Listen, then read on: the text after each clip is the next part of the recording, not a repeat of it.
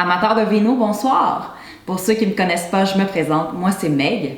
Maintenant que les grandes chaleurs sont bien installées au Québec, j'avais envie de vous parler d'un cépage qui produit des vins blancs savoureux, mais surtout désaltérants. Aujourd'hui, on fait le tour du Riesling en 12 points. C'est parti! Que j'en voyais un dire Riesling. Je vous confirme qu'il n'y a pas de Z dans ce mot, on le prononce donc Riesling. Le Riesling est né en Allemagne, pays qui reste d'ailleurs aujourd'hui le plus grand producteur de ce cépage au monde. Les Riesling allemands sont reconnus mondialement et on va dire généralement qu'ils sont très fins, très délicats, avec un petit côté floral plus prononcé. En France, la région de référence, c'est l'Alsace, qui est aussi réputée pour faire d'excellents Riesling et souvent ils vont avoir un petit peu plus de corps et un petit peu plus de rondeur que les Riesling de l'Allemagne. En Australie, vous allez trouver aussi de très bons Riesling dans la région de Clare et Eden Valley, mais aussi en Tasmanie. Aux États-Unis, regardez pour les régions de Washington et des Finger Lakes qui produisent de très bons Riesling. Et finalement, on produit également de très bons Riesling en provenance de la Nouvelle-Zélande, du Canada, de l'Autriche, mais aussi du nord de l'Italie. En apparence, la couleur du Riesling, elle va varier grandement, donc ça peut être un jaune très pâle, mais ça peut aller jusqu'à un doré assez prononcé.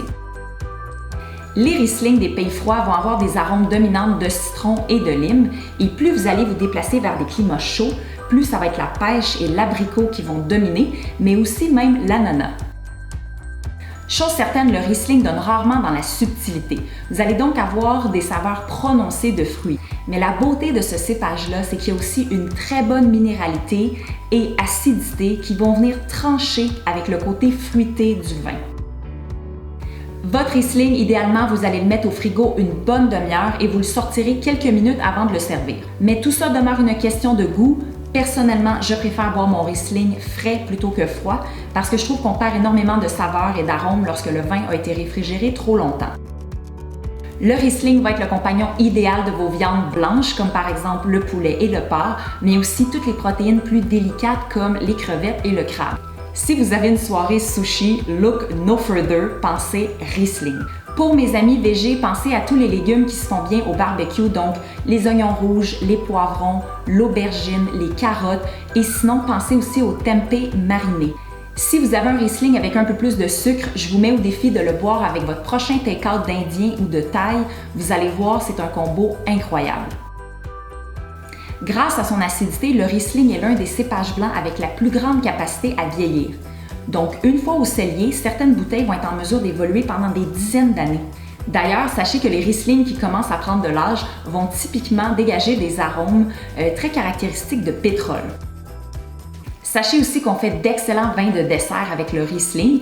Typiquement, en Amérique du Nord, ce sera avec des vins de glace, tandis qu'en Alsace, en France, vous aurez des vins de type vendange tardive ou encore sélection grains nobles, qui sont des vins liquoreux, sucrés et c'est tout à fait divin.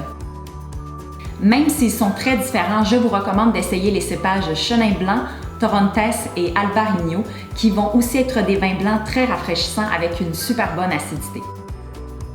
Bourbon pas cher, je vous recommande le Riesling Kung Fu Girl qui vous provient de la région de Washington aux États-Unis. Pour un bon rapport qualité-prix, je vous recommande le Berg Ravensburg qui est un Riesling bio en provenance de l'Allemagne. Si vous avez envie de vous gâter, je vous recommande n'importe quel produit du domaine Joss Meyer. Les vins sont faits par une femme que j'admire énormément. Et sinon, je vous recommande aussi tous les vins du domaine Ostertag. C'est un vigneron qui fait des choses tout à fait extraordinaires. Et voilà, c'est tout pour aujourd'hui. Amateurs de vino, merci d'avoir été là. Si vous avez des idées de d'autres accords mets et vins avec le Riesling, s'il vous plaît, partagez-les dans les commentaires sous la vidéo. Et sinon, je vous dis santé et à la prochaine.